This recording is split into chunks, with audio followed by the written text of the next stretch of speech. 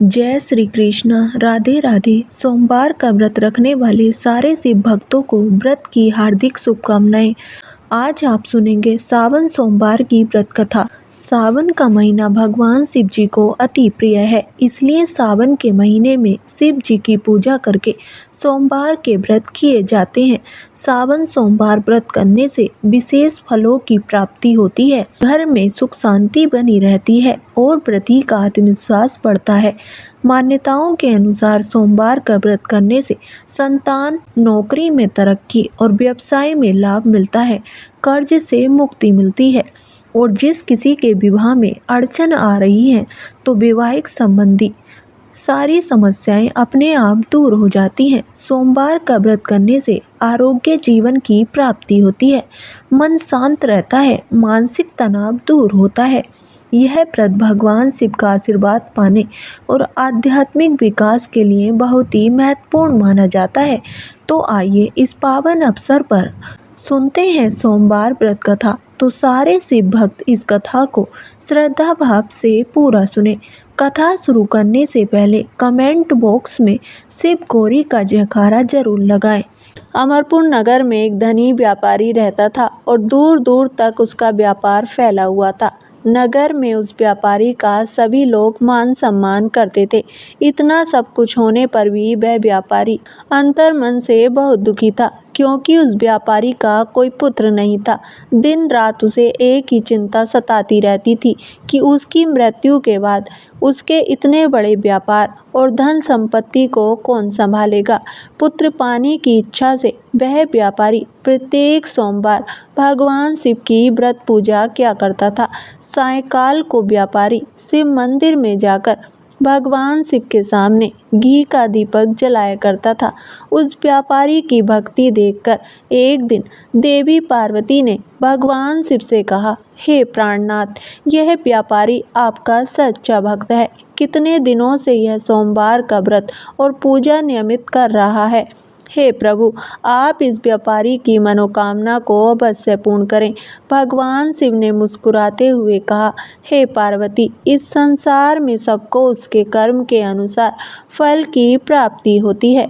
प्राणी जैसा कर्म करते हैं उन्हें वैसा ही फल प्राप्त होता है। इसके बावजूद भी पार्वती जी नहीं मानी।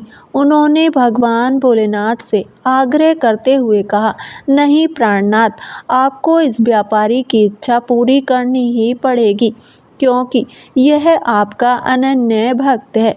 प्रत्येक सोमवार आपका विधिवत व्रत रखता है और पूजा अर्चना के बाद आपको भोग लगाकर एक समय भोजन ग्रहण करता है। आपको इसे पुत्र प्राप्ति का वरदान देना ही होगा। देवी पार्वती का इतना आग्रह देखकर भगवान शिव ने कहा, हे देवी, तुम्हारे आग्रह पर मैं इस व्यापारी को पुत्र प्राप्ति का वरदान देता हूँ, लेकिन इसका पुत्र 16 वर्ष से अधिक जीवित नहीं रहेगा। उसी रात भगवान शिव ने स्वप्न में उस व्यापारी को दर्शन देकर उसे पुत्र प्राप्ति का वरदान दिया और उसके पुत्र के 16 वर्ष तक जीवित रहने की बात भी बताई। भगवान के वरदान से व्यापारी को खुशी तो हुई, लेकिन पुत्र की अल्पायु की चिंता ने उस खुशी को नष्ट कर दिया। व्यापारी पहले की तरह सोमवार का विधिवत व्रत करता रहा। कुछ महीने पश्चात उसके घर अति सुंदर पुत्र उत्पन्न हुआ। पुत्र जन्म से व्यापारी के घर में खुशियां भर गईं। बहुत धूमधाम से पुत्र जन्म का समारोह मनाया गया।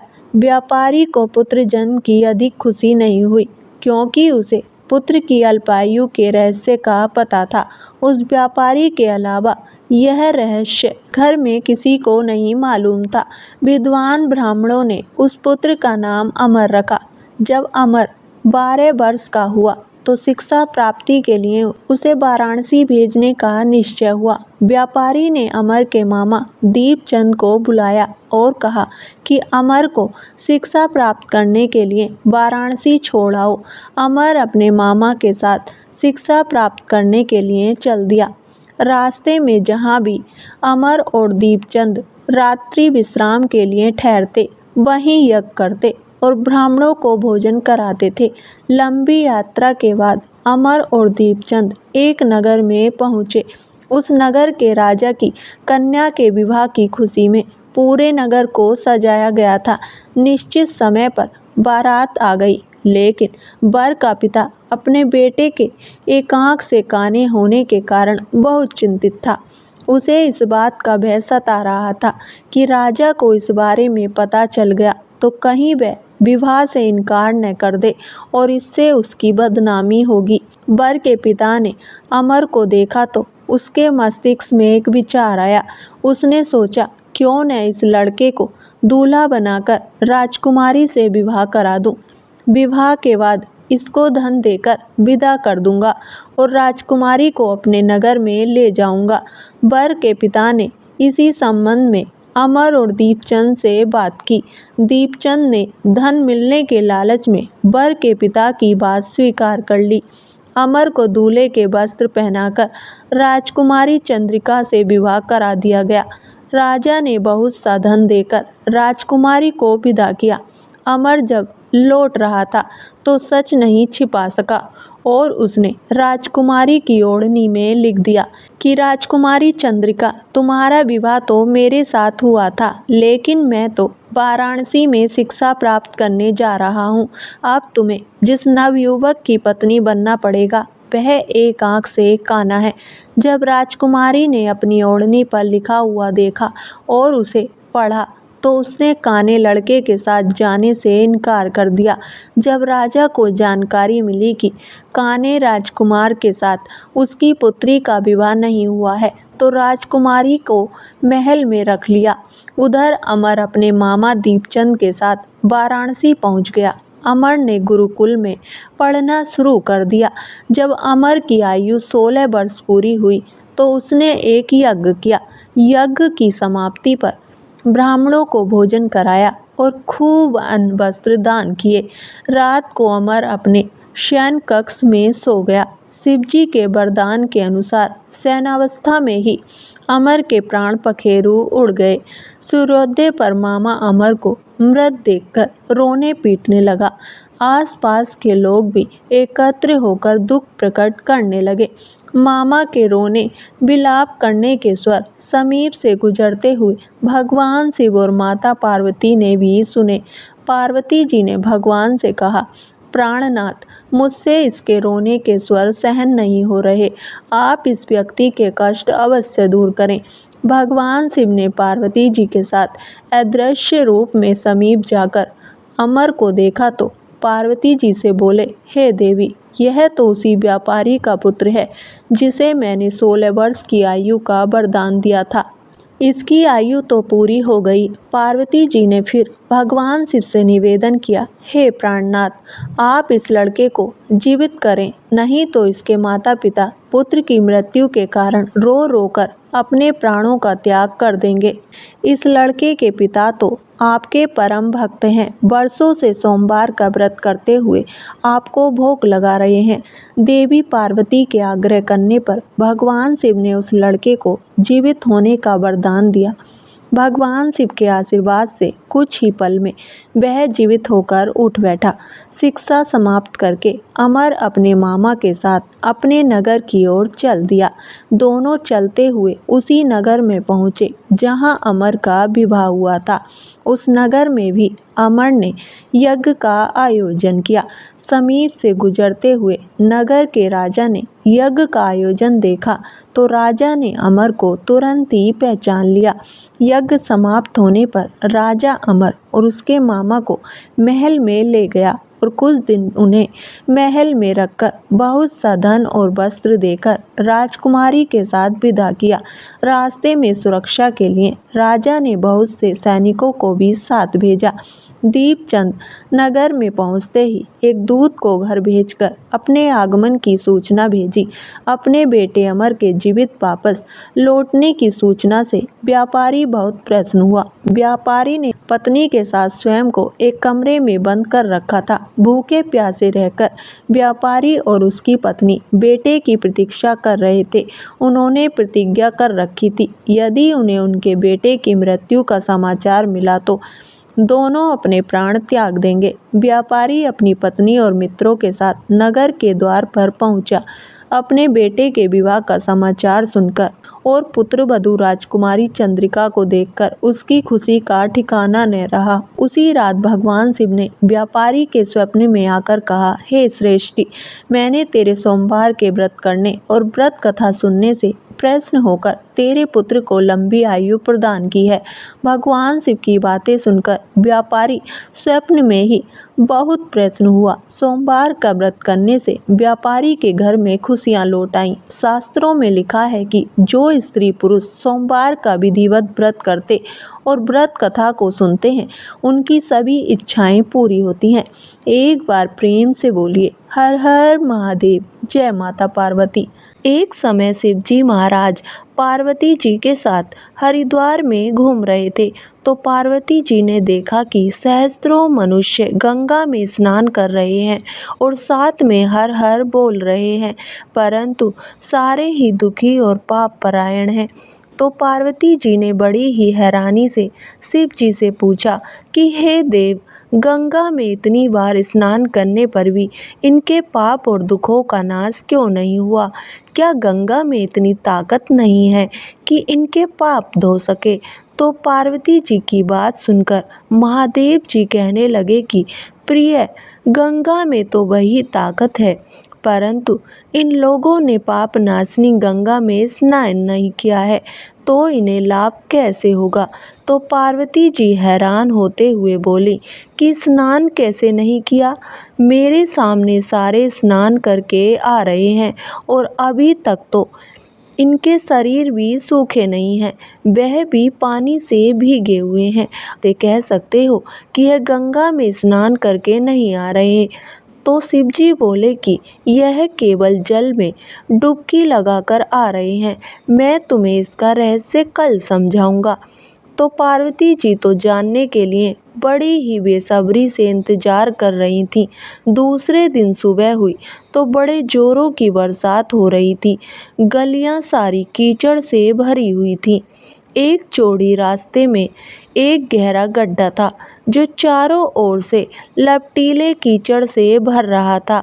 शिव जी ने अपनी ही लीला से वृद्ध रूप धारण किया और बेचारे मनुष्य की तरह उस गड्ढे में जाकर ऐसे पड़ गए जैसे कोई मनुष्य चलता चलता गड्ढे में गिर पड़ा हो और वह निकलने की कोशिश कर रहा हो और निकल नहीं पा रहा हो।